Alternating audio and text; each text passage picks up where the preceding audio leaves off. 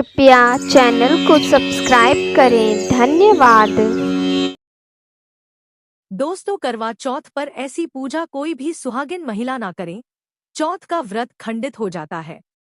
आपके पति का जीवन संकट में पड़ सकता है।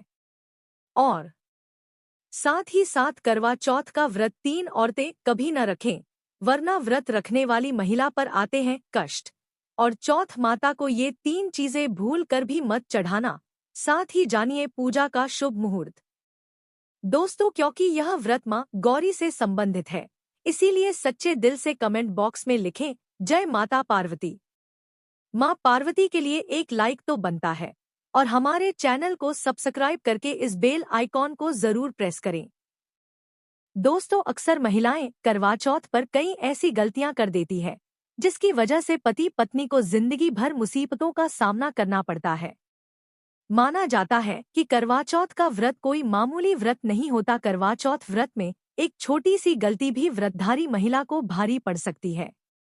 दोस्तों, हमारे शास्त्रों में बताया जाता है कि खासकर करवा चौथ के दिन चौथ माता को ये 3 चीजें कभी नहीं चढ़ाना चाहिए।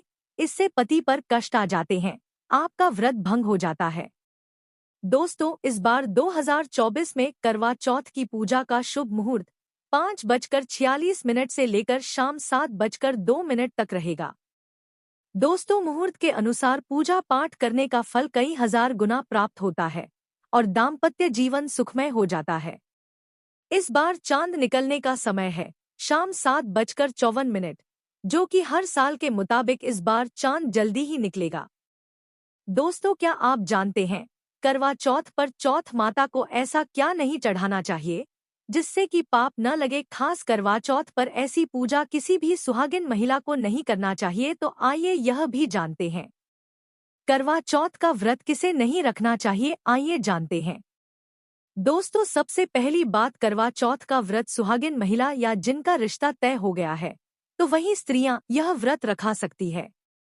लेकिन अगर जो महिला अपने पति से लड़ती झगड़ती है तथा नफरत करती है तो उसे यह व्रत नहीं रखना चाहिए, क्योंकि यह त्योहार पति पत्नी के प्यार का प्रतीक है, नफरत का नहीं।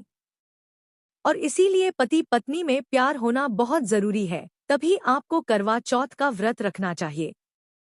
दोस्तों, करवा चौथ के व्रत में इस बात का ख्याल होना चाहिए कि स्त्रियां काले और सफेद रंग के कपड़े बिल्कुल भी ना पहनें। सफेद रंग विधवा होने का प्रतीक माना गया है और काला रंग शनि का प्रतीक है, इसीलिए धार्मिक कार्यों में काले कपड़े नहीं पहनते। दोस्तों, करवा चौथ का व्रत तब तक रखा जाता है जब तक चांद ना निकल जाए।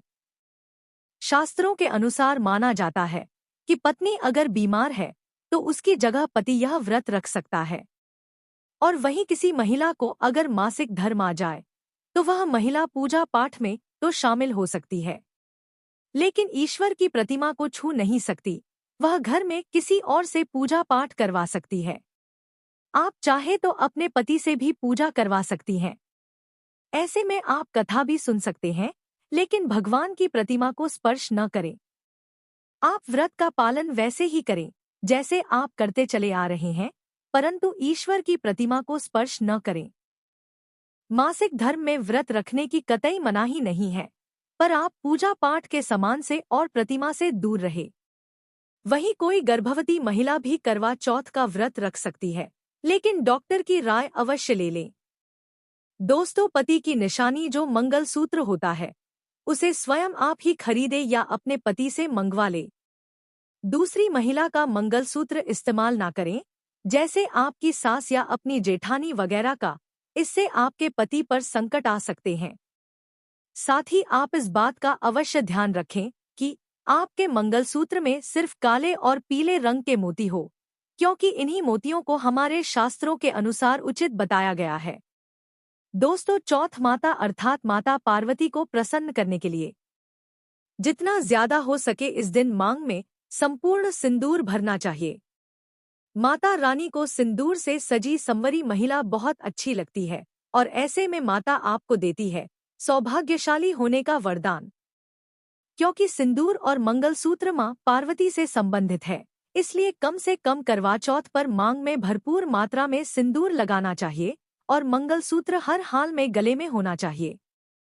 दोस्तों, करवा चौथ का व्रत उन महिलाओं को भी भूल से नहीं करना चाहिए जिन महिलाओं का कुछ ही समय में तलाक होने वाला है, मतलब कि पति पत्नी अलग होने वाले हैं। ऐसी महिलाओं को करवा चौथ का व्रत नहीं करना चाहिए। दोस्तों, करवा चौथ पर 16 श्रृंगार किया जाता है, यह तो सभी महिलाओं को ज्ञात होता है। लेकिन इस 16 श्रृंगार में आपको कितने बिछिया धारण करने चाहिए यह शायद आपको नहीं पता होगा। ज्यादातर महिलाएं अपने पैरों की 2 या 3 उंगलियां में बिछिया धारण करती हैं, पर ऐसा करना गलत होता है, क्योंकि हमारे शास्त्रों के अनुसार केवल एक ही उंगली में बिजली या धारण करना उचित बताया गया है। इसलिए आप करवा चौथ के 16 श्रृंगार में केवल एक ही बिछिया धारण करें। दोस्तों, वहीं अगर करवा चौथ पर आपका पति किसी काम से बाहर है, तो ऐसे में आप अपने पति की फोटो द्वारा या ऑनलाइन मोबाइल, लैपटॉप आदि पर देखकर पूजा संपन्न कर सकती हैं। ऐसी पूजा भी फलीभूत मानी गई है। दोस्तों, चौथ माता को क्या न चढ़ाएं। जब आप करवा चौथ की पूजा का सामान खरीदे तो याद रहे, करवा या तीलियां टूटी हुई नहीं होना चाहिए। इन तीलियों की संख्या 7 भी हो सकती है और कुछ लोग 8 भी इस्तेमाल करते हैं। वहीं जब आप बाजार से तोतेनुमा माटी का करवा खरीदे तो देख ले कि करवा चटका हुआ नहीं होना चाहिए। टूटा तथा चटका करवा माता को चढ़ाने से आपका व्रत टूट भी जाता है। साथ ही माता को जब आप श्रृंगार का सामान चढ़ाएं तो नया ही चढ़ाएं, पर ध्यान से देख ले कि चूड़ियां टूटी हुई नहीं होना चाहिए। आप भी टूटी तथा चटकी चूड़ियां न पहनें। दोस्तों, करवा चौथ में छलनी का बहुत बड़ा योगदान होता है। इसके बगैर आप कभी भी करवा चौथ की पूजा कर ही नहीं सकती, क्योंकि इससे चांद को देखा जाता है। इसलिए ध्यान रहे कि छलनी टूटी हुई नहीं होनी चाहिए। आप चाहें तो पुरानी करवा चौथ की छलनी इस्तेमाल कर सकते हैं या आप बाजार से नई भी ला सकते हैं।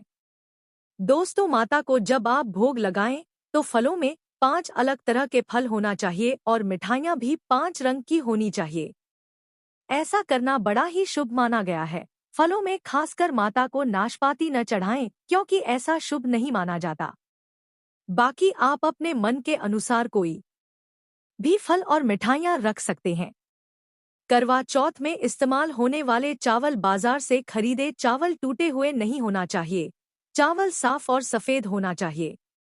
माता को जब आप नारियल अर्पित करें तो जटा वाला यानी पानी वाला नारियल होना चाहिए। माता को लाल चुन्नी चढ़ाना सर्वश्रेष्ठ उत्तम माना गया है। करवा चौथ की पूजा के आसपास झाड़ू पोछा नहीं होना चाहिए और वहां से जूते चप्पल भी दूर हटा दें, वरना ऐसा करने से पाप लगता है, व्रत टूट जाता है और चौथ माता भी ऐसी पूजा में शामिल नहीं होती। दोस्तों, करवा चौथ की पूजा में चौथ माता की चौकी लाल कपड़े से लगाना चाहिए। इस बात का ध्यान रहे, चौथ पूजा के लिए जब आप करवा चौथ माता का फोटो लगाएं तो फटा हुआ नहीं होना चाहिए। फटा हुआ फोटो खंडित माना गया है। फोटो संपूर्ण होना चाहिए। फोटो पर फूलों की माला अवश्य चढ़ाना चाहिए। करवा चौथ की पूजा में कथा अवश्य सुननी चाहिए या पढ़नी चाहिए तथा जब आप कथा सुने तो आपकी मुट्ठी में थोड़े चावल होना चाहिए।